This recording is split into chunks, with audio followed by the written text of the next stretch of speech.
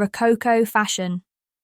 This 18th century style was all about luxury, elegance, and playful extravagance, from towering wigs to intricate embroidery. This video will explore 21 fascinating facts about Rococo fashion, uncovering its most iconic trends and secrets. 1. Origins.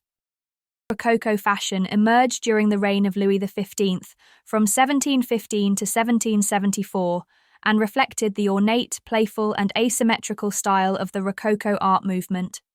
It marked a departure from the grandeur and formality of Baroque fashion. 2. Pastel palette. Pastel colors dominated Rococo fashion, with soft shades of pink, blue, mint green, and ivory making the colors iconic for Rococo fashion. 3. Elaborate silhouettes. The pannier, a structured undergarment, created wide, exaggerated skirts for women, sometimes extending several feet on each side, emphasizing the hourglass figure. This piece was added to the ensemble around 1718. 4. Floral patterns. Rococo clothing was often adorned with intricate floral embroidery, echoing the naturalistic motifs of Rococo art and design. Silk was the most prized fabric in Rococo fashion, reflecting wealth and luxury. French silk manufacturers like those in Lyon gained prominence. 5. Decor-inspired details. Fashion mirrored interior design trends, incorporating ruffles, lace, bows, and rocaille, shell-like patterns seen in furniture and architecture. This style was once called le style rocaille or le goût, and spread from the royal court to salons and cafes by the bourgeoisie. 6. The robe à la française. This iconic gown, with its fitted bodice and distinctive flowing watteau back, achieved a perfect balance of comfort and elegance. It takes its name from Jean-Antoine Watteau, the celebrated artist whose paintings captured the essence of Rococo style. Known for its dramatic elegance and flowing silhouette, it featured a fitted bodice in the front, while the back had loose pleated fabric panels called watteau plis that cascaded gracefully to the floor. This gown was often made of luxurious silks, brocades, and embroidered fabrics, adorned with lace, ribbons, and delicate floral motifs. Worn over wide panniers, side hoops, the skirt created an exaggerated, voluminous shape, emphasizing aristocratic opulence. The robe à la française was a symbol of wealth and refinement, frequently worn at court and formal gatherings. However, as fashion shifted toward more natural silhouettes in the late 18th century, it gradually fell out of favor. 7. The robe à l'anglaise. A more tailored alternative, this gown had a fitted back, showcasing the evolving influence of English practicality. This popular style borrowed elements of male fashion. Along with this dress came the redingote, often a lightweight petticoat or cape that was open in the front.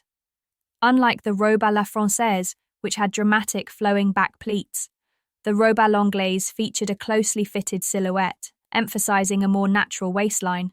This gown was typically made of silk, cotton, or fine muslin, often adorned with delicate embroidery, lace, and ribbons. The skirt was usually worn over panniers or a false rump for added volume, though it had a less exaggerated shape compared to its French counterpart. By the late 18th century, the robe à l'anglaise became increasingly popular for its graceful yet practical design, influencing later neoclassical fashions as the Rococo era faded. 8. Massive hairstyles. Women's hairstyles reached dramatic heights, particularly among aristocratic women. Wigs and natural hair were styled into towering poofs, often reaching several feet high. These hairstyles were powdered white or pastel-colored and adorned with extravagant decorations like feathers, ribbons, pearls, flowers, and even miniature ships or scenes. The poof. The poof hairstyle, popularized by Marie Antoinette, could stand over a foot tall and often reflected personal interests or current events. This style allowed women to express personal, political, or whimsical themes. Creating these towering styles required wireframes, pomade, and hours of styling, making them both a symbol of status and excess. Though glamorous, they were also impractical and sometimes uncomfortable, leading to their eventual decline with the French Revolution's shift toward simpler fashions. 10th, men's macaroni style. Young men of the time, known as macaronis, adopted flamboyant Rococo fashion with brightly colored suits, oversized wigs, and extravagant accessories. Often this look was associated with fops, which were men that were extremely concerned with their appearance and fashions. An author by the name of Horace Walpole mentioned such characters in a correspondence to a friend. The Macaroni Club, which is composed of all the travelled young men who wear long curls and spying glasses. An entire print business was created by English husband and wife team of caricaturist and engravers, Mary and Matthew Darley. The couple had already established a print shop creating sets of caricatures and almost comic-like books that focused on political commentary. When they relocated their shop, they began publishing sets of satirical macaroni prints, and the shop became known as the Macaroni Print Shop. These satirical prints sold in sets containing 24 caricatures that lampooned the macaroni's appearance and quickly became all the rage in London. 11th Golden Age of Rococo. The year 1745 is considered the height of the Rococo period, and it was during this time that the robe à la Turque was introduced. The robe à la Turque was introduced in the 18th century, blending Eastern-inspired elements with Rococo elegance. This style featured a fitted bodice with a slightly looser flowing skirt, often worn with a short jacket or sash, reflecting the European fascination with Ottoman and Persian fashion. Unlike the more structured robe à la Française, the robe à la Turque allowed for a slightly more relaxed yet still refined silhouette. Madame de Pompadour, a leading fashion icon and mistress of King Louis XV, played a key role in popularizing this exotic style. As a patron of the arts and a trendsetter at court, she embraced Turquerie, a movement inspired by Ottoman aesthetics, and incorporated elements of it into her wardrobe. Through her influence, the robe à la Turque became a fashionable choice among the French aristocracy, blending Oriental elegance with the luxurious fabrics and embellishments of Rococo fashion. 12. The stomacher. A decorative triangular panel worn at the front of women's bodices, often elaborately embroidered and adorned with jewels or ribbons. 13. Corsetry corsets remained essential for women, shaping the torso into a conical form to support the structured bodices of Rococo dresses. In the Rococo period, corsetry was essential for achieving the ideal graceful, structured silhouette. Corsets, often called stays, were heavily boned and tightly laced to create a narrow, elongated torso with a high, rounded bust.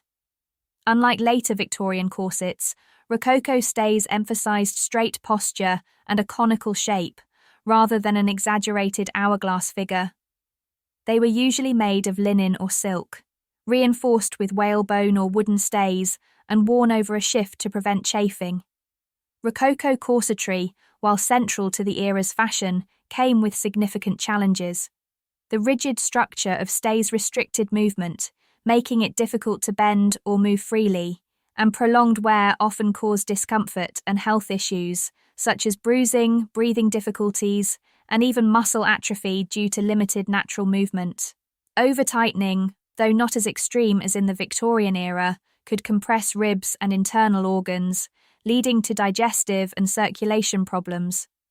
Social pressure, particularly in aristocratic circles, enforced the expectation that women wear stays from childhood to conform to idealized beauty standards, shaping their bodies to fit the era's aesthetic. Additionally, the intricate lacing and multiple layers of clothing required assistance from servants, making dressing a time-consuming and dependent process. These issues highlight the physical and social constraints imposed by Rococo fashion, despite its outward elegance. 14. Fans as accessories. Fans were both functional and symbolic, often painted with delicate Rococo scenes and used as tools for flirtation and communication. A language of the fan developed where specific gestures conveyed hidden messages. For example, holding the fan to the right cheek meant yes, holding it to the left cheek meant no. Dropping the fan signaled, "We will be friends." Twirling the fan in the left hand meant, "I love another." This secret code allowed women to express feelings discreetly in a society where overt displays of emotion were frowned upon.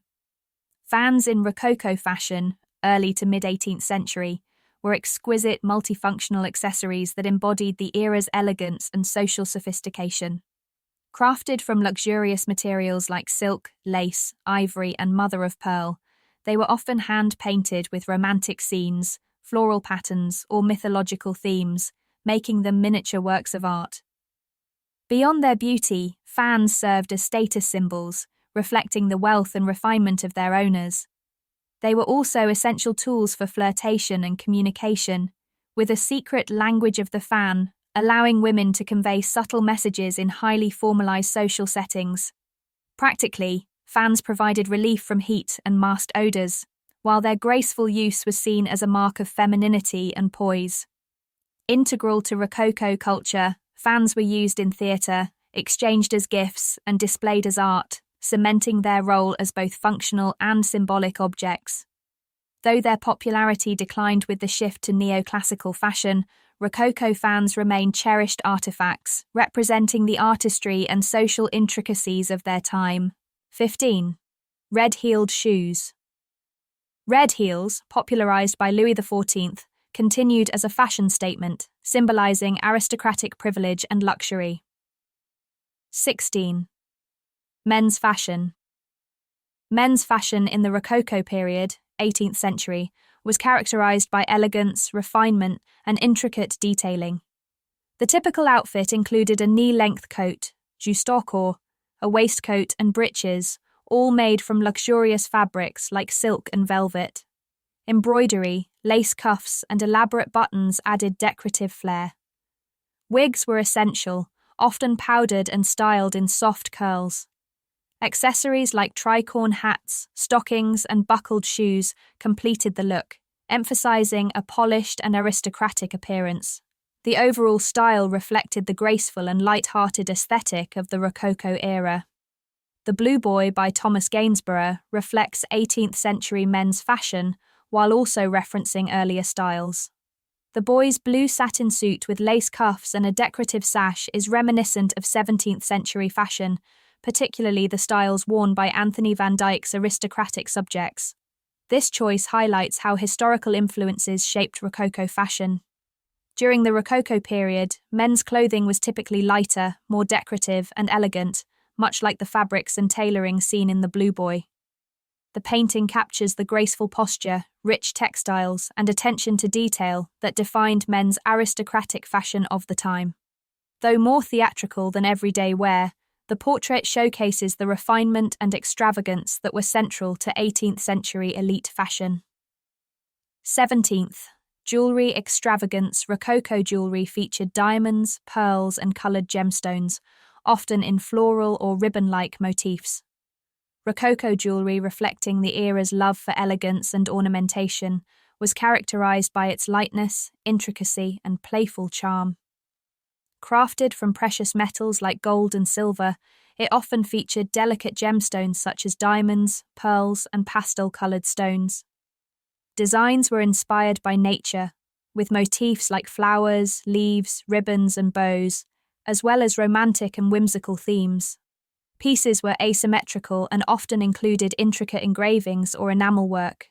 Rococo jewelry complemented the elaborate hairstyles and fashions of the time, serving as a symbol of wealth and refinement. Its delicate beauty and craftsmanship made it a perfect accessory for the aristocratic and opulent lifestyle of the 18th century. 18. Beauty patches. Tiny patches of fabric or velvet, called mouche, were strategically placed on the face to highlight beauty or convey social messages. Rococo beauty patches, or mouches, were a charming and fashionable accessory in 18th century Europe, particularly during the Rococo period. These small patches, made of black silk, velvet, or taffeta, were applied to the face with adhesive and served both decorative and practical purposes. They were used to highlight the wearer's pale complexion, conceal blemishes or scars, and add a touch of coquetry to one's appearance. The placement of these patches often carried symbolic meaning, with specific positions on the face conveying hidden messages or moods, such as near the lips for flirtation or near the eye for mystery. Popular among aristocrats and the elite, beauty patches became a playful and stylish expression of the Rococo era's love for elegance, whimsy, and social intrigue. 19. The Polonaise. A less formal style known as the Polonaise, inspired by Polish fashion, featured a close-fitting bodice and a full, gathered skirt. Frequently looped up to display a contrasting petticoat, it offered a degree of elegance while being less formal than grand court attire. The Polonaise was a distinctive Rococo fashion style popular in the late 18th century, characterized by its elegant and practical design. This dress featured a fitted bodice and a skirt that was looped or drawn up at the sides, creating three draped swags that revealed the decorative underskirt. The looping was often secured with ribbons or buttons, adding a playful and ornate touch. Inspired by Polish folk attire, the Polonaise allowed for greater freedom of movement compared to other Rococo styles, making it suitable for outdoor activities and walking. Its combination of practicality, sophistication, and intricate detailing made it a beloved choice among fashionable women of the era. 20. Influence of Marie Antoinette. Marie Antoinette, the Queen of France, was a major trendsetter in Rococo fashion, introducing daring styles like the chemise à la reine. Marie Antoinette, the last Queen of France, was a defining figure in Rococo fashion, elevating it to new heights of extravagance and creativity. She popularized iconic styles like the robe à la française and robe à la polonaise, featuring fitted bodices, flowing skirts, and elaborate draping. Her love for luxurious fabrics, pastel colors, and floral motifs set trends across Europe, while her towering jewel-adorned hairstyles and lavish accessories like fans and beauty patches became symbols of Rococo elegance. Marie Antoinette also embraced theatrical themes, dressing as a shepherdess at her retreat, the Petit Trianon, and introduced the simpler chemise à la reine, foreshadowing neoclassical fashion. Supported by her dressmaker Rose Bertin, she transformed France into the fashion capital of Europe. However, her extravagant tastes also fueled controversy, reflecting the excesses of the monarchy. Marie Antoinette's influence made her a timeless icon of Rococo style, blending opulence, artistry, and whimsy. 21. The decline with the Revolution. Rococo fashion, with its ornate details and extravagant style, fell out of favor after the French Revolution in 1789. The style's association with the aristocracy and the social inequalities that fueled the revolution led to its decline. However, Rococo's influence on pop culture persists. In the 1980s, the use of ruffles, bows, pastel colors, and frilly dresses were implemented in the early 80s movement of artists such as Prince, Madonna, and Adam Ant. In the 90s, the corset was often worn as outerwear, being associated with female empowerment and challenging the conventional standards of beauty. In the late 90s to early 2000s, a Japanese subculture emerged out of Harajuku fashion that embraced the Rococo style. Complete with lace, ruffles, and parasols, this eye-catching style has been featured in anime, manga, and Japanese rock music, further cementing Rococo-inspired fashion globally and in history.